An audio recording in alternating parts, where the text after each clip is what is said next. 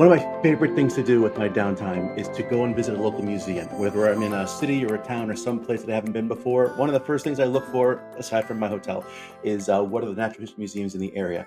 And sometimes it can be very hard to find one, especially if you don't get to travel as much as you'd like to. Thankfully, one brilliant person is putting together a really great plan to make museums more accessible to everyone. And she's here with us right now. So, ladies and gentlemen, please help me to welcome Alena Iskanderova from Museum Traveler. Hi, Elena, how you doing? Hi, Jimmy. I'm doing really good. Thank you for having me here. Oh, thank you so much for being here. So, Elena, I have to start. First question I have to ask of you.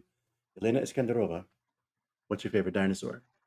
Oh, that's a hard question. I know you would ask. Triceratops, Tyrannosaurus Rex, Troodon, but my favorites are actually tracks of all sorts. I love tracks. I Oh, like the to do the track. photogrammetry of the tracks. Interesting. You're a big fan of the ichnofossils, huh? I am. I am the rare one. What made you decide that the tracks and the footprints of the ichnofossils were your favorites? I think it came from my passion of combining technology and science. So doing photogrammetry brings me so close to those animals. Sometimes when you're exploring the site, you realize you are the first here after 150 million years going along those Jurassic animals, and it's amazing. So let's talk a little bit about what this is, because you're here because you're talking about photogrammetry. So you go out to these sites, you go out to these places where you find dinosaur footprints and other things like that, and then you're actually scanning them. So hmm how do you describe yourself? What are some of the things that would you call yourself a paleontologist? Would you call yourself a scientist, a technologist, a researcher? What's your LinkedIn say?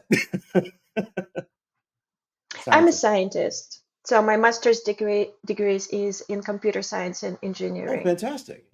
How do you blend that into the paleontology Thank you. then? I was always into paleontology since I was 4 years old. I was digging my grandma's garden. I was digging every rock, splitting everything I could with my 5 years old little hammer. But after high school, I decided to go to computer science, which was probably a good advice for my parents because it's pretty hard to get a job in paleontology. But after graduation, I worked a little bit in IT, and then I decided to bring my experience and expertise to the field that I truly love. And that's where the photogrammetry comes in. That's wonderful. Yes. So talk us a little bit about what photogrammetry is and how you use it in the terms of more than just dinosaur footprints. So photogrammetry is not something completely new. It's been since I don't know 1980s. Photogrammetry it's a combination of multiple photos which are overlapped with each other.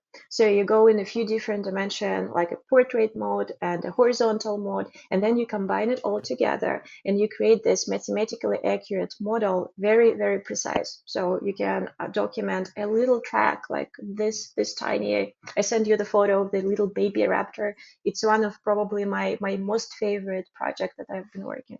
So it was Jurassic formation. Martin Lockley found it years ago, and he asked me the question like, "Can you do photogrammetry of it?" So from my height, it looked like a little teeny tiny Hmm. dip in the rock, and I was, oh sure. So I did about 100 photos from different heights, combining 200 photographs together, and it turned out crazy cool. You can see the little claw Yeah. in the depth map. So when you color it in different, so when you do the photogrammetry in the depth maps, it can show you in different colors the depth perception of the objects that you have photogrammetry working on. And the claws are visible on Mhm. photogrammetry, and you cannot see it with your bare So you eyes can see it more because of closely how, yeah, than yeah. even the scientists out there say, I think there's something here, and then you come along and say, oh yes, it's a raptor claw because of this technology you're It, using. so it's so hard to see with your eyes because of the shadow, because of the size. But with the depth map, you can see, okay, so this is the deep, and you can see the claw. So it definitely just shows you all of the depths. It's Now, incredible. you said this is about 200 photos that you took. Are these individual photos you're taking, or what kind of equipment are you using to get into photogrammetry? I'm using Canon Mark IV, 5D Mark IV, and I'm using 24 millimeter Hmm. lenses. It's individual photographs which you combine together. So you had to get down and take 200 photographs of this raptor claw going around like this. My knees are hurting just thinking about it, and you had to do it. Sometimes you have to climb a ladder. Yeah, My biggest project was I was climbing the height of maybe the third floor of the building, and I was doing the photogrammetry of the whole wall. the whole wall of a building. It was dinosaur Yeah. tracks, yeah, Oh my but gosh. and I was at the very top thinking I don't have life insurance. Okay, so you've got these 200 photos now. You've taken this very expensive camera equipment up to completely OSHA unfriendly heights, and now you've documented this Yep. 200 times. What's next? Next, you open a special software. I work with Microsoft Edgesoft, uh, and it's tons of stuff how you can reduce the number of points. So on each photograph, you recognize 100,000 little points. Then you do the alignment of each photograph. All the points from photo A are aligned with the same point on photo B. That's why how it's combined, and it's created this huge dense cloud. But because of the nature of the camera and lenses, and there is like some dust flying over, some insects crawling, there are a lot of incorrect data that you have to remove. So you go through those steps of error reductions and camera calibrations. And basically my experience is I'm removing 90% of all those dots. So it does 100,000 automatic dots of like we think this belongs to this, and then you got to go through and say, no, that was a cockroach leg. Nope, this is not it. So you have to manually correct those individual data Mm-hmm. points. Okay, so now you've taken the photos, you've uploaded them into the program here, you've gone through, you manually Mm-hmm. edited and adjusted everything. When does the analysis take place now? So the analysis is basically those steps of error reductions. Then you create the dense point cloud. So you remove all those unnecessary points, those physically incorrect data from the lenses. Then you do the mesh. So you create this nice polygonic environment. And then you apply the textures, meaning that on top of those scanned data, you put photographs in a 3D of way of things, Okay. if it makes sense.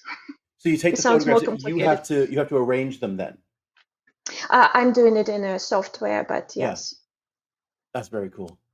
And then the result, Thank you. as you've shown us here, is this incredible view of just meticulous imagery of a creature that walked the earth hundreds of millions of years ago and is now available Yes, for us to get a closer appreciation of. That's incredible. I love to make those available to everybody. Not everyone can travel to Utah and explore all of those remote and isolated sites. And that's where you've taken this to a whole new direction with your Hmm. inspiration of your creation of Museum Traveler. This is exactly how the company was born. So tell us more about what Museum Traveler actually is then, because I know this was a thing that you had on Kickstarter a while back. I was a backer, Hmm. so I'm excited for the project too. So I already know what it is. They don't know what it is though. Tell them what's going on. Immerse yourself in the wonders of the world with breathtaking, photorealistic 3D. Welcome to Museum Traveler, the first platform to bring national parks, museums, historical sites, and iconic landmarks right to your screen. Listen to stories from all over the world from leading scientists and experts. Engage with interactive exhibits, and watch exclusive documentaries and behind-the-scenes interviews for only $2.99 a month or $24.99 a year. Welcome to the future of travel, where every destination is accessible to anyone, anywhere. Discover, learn, be amazed. Museum Traveler, where history meets technology. It evolved so much. So it's been over 3 years that we started the project of why can't we bring a 3D of something from a little object or a big site to the whole venue, or basically like we just did the whole city. Museum Traveler, it's a platform of bringing those VR, AR, or just a flat screen experiences of museums, national parks, historical sites, the whole cities. So you can go and explore like you're literally walking in these environments.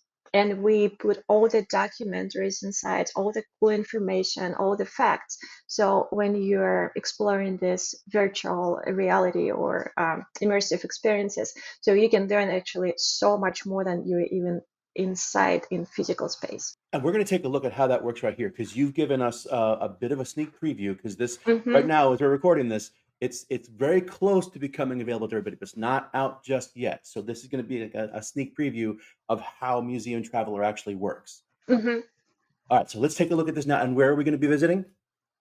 Let's go to Morrison. We're going to go to the Morrison Formation in Morrison, Colorado. Any particular place in Morrison, Colorado? Morrison Natural History Museum. This is my favorite place, and it's exactly where the company was born. I love that. I love that museum. Let's check it out. Let's go. Here we are. Ah! All right, so here we are. So now I see we're inside. This is actually inside Museum Traveler. This is what you see if you're using the platform. Yeah, this is one of our venues. And this is where the idea of the company came from. It was the first time I met the director of the museum, and I asked him, Matthew, would you like to do this type of projects? Why can't we do the whole museum in 3D? We put all the content, we record all the videos about every single exhibit. And he said, why not? Yeah. This is so cool. Thank you. So you document the entire museum. This is the entire museum, and what I love about it, when you have... You got the signs too.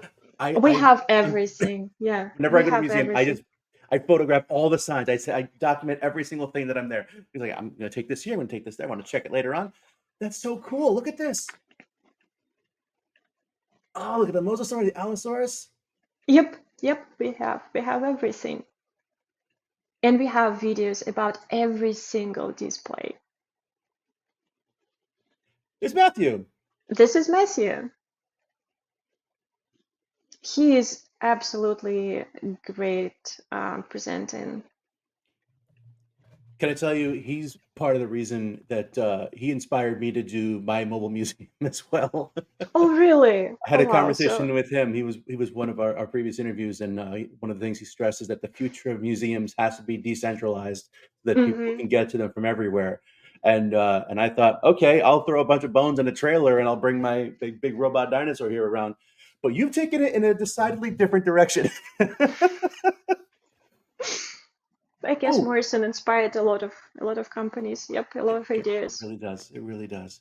Yeah, this is our photogrammetry, the 3D models of everything. Stegosaurus plate. Oh, there's a Stegosaurus foot in the museum, isn't there?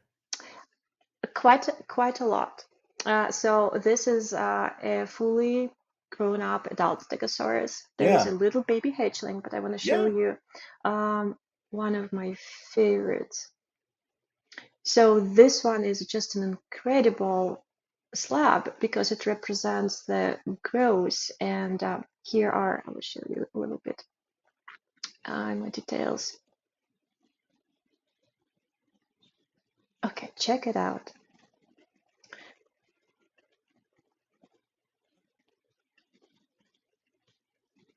So not only can I walk into the museum, but now you've got your scan data of this trap. Oh my goodness. It's like I'm picking up the fossil and turning it around. Yep.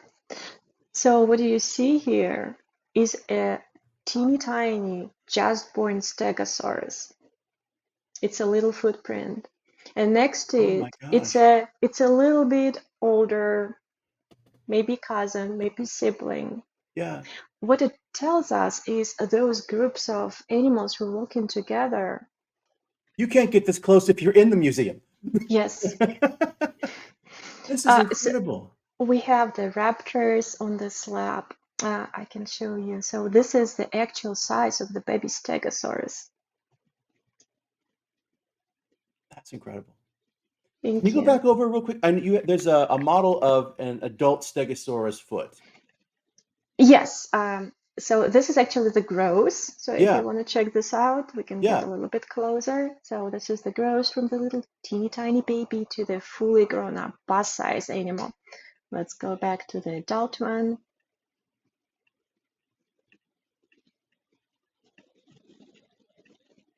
Macy did an amazing video about those tracks. Yes, but Yeah. this is the adult one.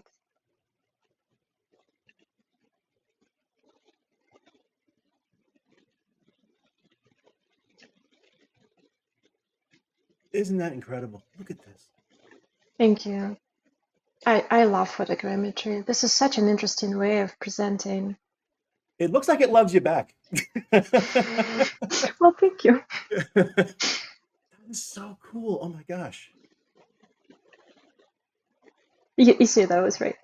Okay. How long? Yeah, absolutely. You can see the toes right there. How Mm-hmm. long did this particular piece take for you to model? So each model is so different. You can't really predict. So for this adult, it took me maybe 3 days. For the little baby slab, about a week. Because there's so many photos, and when you have something, I don't think we've ever seen another baby Stegosaurus specimen, that at least not that I'm aware of. So there are just a couple. I know that there are a few in Colorado and one in China. Yeah. So as far as I know, they're incredibly rare. This is so cool. You know what is interesting about Stegosaurus? As far as I know, Many things, there but go are ahead, tell me. no eggs ever found. No eggs found of Stegosaurus yet. Nope. That is interesting, especially when you have a newborn right here. You'd think that it should be 20 feet that way. It's so tiny. If you want to see another baby, there is an Apatosaurus over here. Before we do that, because I love me some Apatosaurus. Go back over, because next to the genuine dinosaur feet and the genuine ichnofossils, there's a big model of a Stegosaurus foot. It's like a painted one. Can you show us that for a quick second? And I got a reason for it. Okay, yeah. Which one? Little over to the right there in the corner. This one? Yeah, oh, this one. That Okay, one. Yeah. I'm here. Model right there. Yep. Yes. Can we take a closer look at that? You can, definitely. Yep. Hey, all right. So you see that foot right there? Yes. So this is a combination of those are the actual bones of a Stegosaurus foot. And then there was an artist by the name of Shane Folks who was commissioned to model the outside of the foot. Shane does some incredible models of these things. He actually has displays that come here to Orlando every year at one of our botanical gardens, and they are some of the most gorgeous creatures ever. Every time I see his Parasaurolophus, I literally cry because it looks like it's just laying there, and it's gorgeous every single time. The reason I like this one, it really is. The reason I like this one in particular is because I have the mold that it was made with. No way.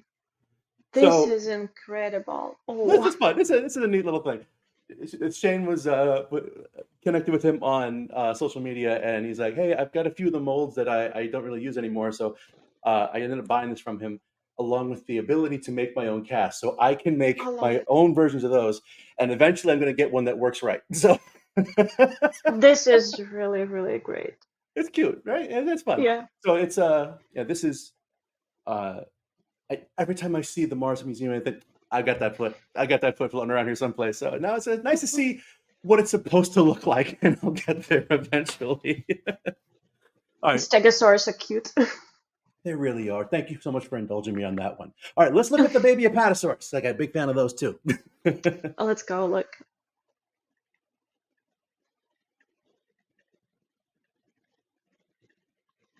So this whole slab has a few tracks, and do you see the big Apatosaurus here?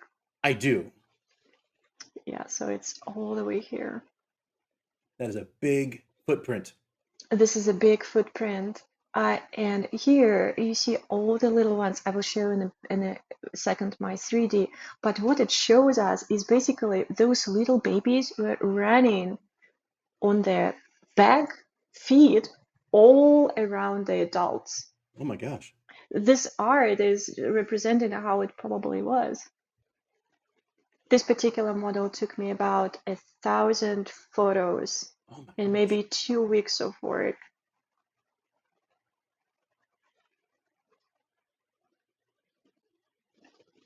Look at those little babies. Oh, wow. Like Oh, wow. boom, Yeah. boom, boom. Yeah. Like over here, there's a track. So they were just definitely running. Now, Maybe a little bit Obama. if I remember correctly from the story behind this fossil, this is right when the baby Apatosaurus was trying to make friends with a baby Triceratops, and they got too close to a Tyrannosaur. So then the mother Apatosaurus had to come in and save the day. If I'm remembering that correctly, this is what that scene was. This is a scientific evidence, yes. And now I'm sad. Elena, I that's love just that movie. gorgeous. I know, Thank right? you. Yeah, I love it. It just shows how they lived, and you are getting so close to these animals. Like you can't do that with the fossils. Ichnofossils is something different. Yeah. It's so hard to capture. Like, we don't really have much that shows behavior of animals in their Right. stories. Like, you've got like my friend Dean Lomax's book Locked in Time, where you see all these Mm-hmm. different cases where we have something caught in the act. But this is giving us a vision. It's a story. It's something happening. It's a snapshot in these animal lives, and you've Right. captured that in a way that no one else has been able to see before. So this is incredible. There is a big site which shows a migration through a few states. It's more than 20 miles of different types of animals, different track makers just going along the way. Where is And that? it stretches from Wyoming to Colorado, and it's a couple states. It's a huge track site. Have you been to the Glen Rose, Texas tracks yet at Dinosaur National Park? Unfortunately, not yet. No? But I can't Okay. wait to go there and You'll just get to do a there. few photography. Yeah, Dinosaur Valley State Park. I had a chance to get out there not too long ago. And actually, that brings me to my next question. So, Mhm. you have done thousands of photos and hours of work to get all these things so meticulously and beautiful. Have you had experience trying around with some of the new apps that are supposed to be able to do like 3D scanning and 3D modeling? There are a bunch of apps. My favorite, actually, it's free and it's super easy to install on your phone, but they're not accurate. So when you do it for a scientific publication, so as I mentioned before, you remove 90% of the data and you capture it with your professional equipment, right? With the phone, those scanners are very, let's say, inexpensive and not as accurate as the camera ones. And the processing, so compare like 2 minutes when you process it on your phone and you have no involvement, so you can't really change any input. It's like a black box. Here, when I do my photogrammetry, I spend numerous of steps to remove those data, but it depends on application. So for the scientific papers, for the research, it has to be absolutely accurate. So yours For are so fun, meticulous that these are credible for research. You can submit these. If you find something that's game changing, if you go back over your Stegosaurus and you say, "Oh, by mhm. the way, there is a little eggshell here," we can publish a paper based off of your designs. My photogrammetry is in scientific publications, yes. That's fantastic. Thank you. Congratulations. That's amazing. Oh, I that's was so cool. very lucky to work with beautiful, wonderful, best scientists in the track fossils area. So we're going to link a few of your accomplishments in your papers here below so people can see some of the actual scientific research that is expanding the breadth of human knowledge based on your projects and your abilities to make things happen here. Okay, Thank you. what else do you want to show us in the museum? Um, so everybody loves T-Rex. Let's go to the second floor. I know that Matthew has a very unique Stan skull that's here. He's made a couple of adjustments and modifications to make it really cool and really stand out. Plus, I love about this museum that there are no gates or fences or walls up around things. I He love wants this people to museum. wants them to be approachable. Right. So every time you go inside the museum, like physically, you have a little tour. So you're not just roaming on your own, which you can, but every time you're there, you have a little lecture. Mm. So you walk from one display to another and you learn so much about every animal. And I really love about that. So we have some zoom ins for a few animals. Oh, I love it. This is a big Utah raptor with that It's sclerotic ring. This is the famous rat, yeah, Utah raptor. No, do you know what he's doing? What Red here is doing? And when you Um, say Red, this is Raptor Red from Robert Backer's book. yep. Yeah. So he's cleaning the feathers, Oh, fun. like the modern birds do. Yeah. He's pruning himself. Yep. And there's Stan. Yes. As he did fantastic videos about the Tyrannosaurus. He did really interesting videos about the Triceratops brain here. Oh, really? Mm-hmm. Can we see it? We can see a little snippet. Okay, we'll take a little bit. We don't going to see the whole thing. Even though this head is about as big as a washing machine, it was balanced perfectly. And how do we know that? Well, the brain case, detachable in this case, looks like this. The spinal cord begins here. This round ball joint is called the occipital condyle. This is where the neck, which is fused, connects with the skull. The skull should be balanced right at this point. The big, heavy frill of bone is counterbalanced by the front end of the skull. From that opening where the spinal cord begins, going to here, you have the brain of the Triceratops. Even though it's not very large, we don't know how it's wired. So we can't tell you how smart or sophisticated Triceratops was. But by looking at the various lobes in the brain that control sense of smell, sight, and hearing, we can get a rough sense about how sharp a Triceratops' senses were. Great sense of smell, pretty good sight, okay hearing.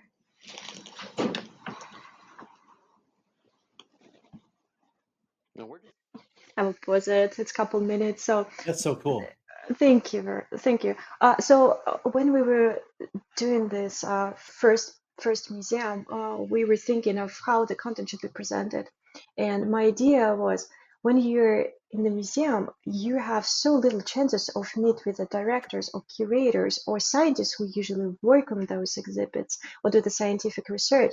So if we will be able to provide those interviews or documentaries, that would be so cool. Oh, that's amazing stuff. I love it. That's so Thank great. you. I love it. I'm biased, yeah. So how do people access the platform? Now that we've seen a little bit about what Museum Traveler is and what it can do, I know that it's been in development for such a long time because something like this, it has to be done correctly, and it looks like you got it great so far. So where can people find out more? Museumtraveler.com, sign in and enjoy the whole platform. It's What are the, very affordable. It's just $2.99 per month or $24.99 per year. oh, that's not bad at all. And then what can I view it on? Do I need to have any other special technology in order to experience this? We're introducing VR headset this year, but now you can view it on your PC, laptop, tablet, or cell phone. So anything that connects to the internet now, I should be able Yep, to. yep. That's fantastic. Our next plan is to introduce a VR headset, smart TV, and augmented reality. When you can go to Yellowstone, you bring your cell phone or your tablet or your smart glasses when it will be Mhm. ready, and you can see all of those content highlighted. You look at the Mammoth Hot Springs and you see all the information, all the documentaries, and all the science that we put in the virtual space when you're there physically. It's like a So combination of the digital and the physical world. so then I'll be able to have your experts and your tour guides and the people who know this land and these locations right there alongside me while I'm walking around. Yes, we're planning to have the park rangers and the educators, and it's a big plan of partnering with multiple entities to build the best content we can. That is terrific. I appreciate that so much. And I can't wait to see the other museums and other locations and other dinosaurs that you'll be able to capture here. And Elena, if people want to find out more about you and the projects that you're working on, in addition to museumtraveler.com, where can they find you?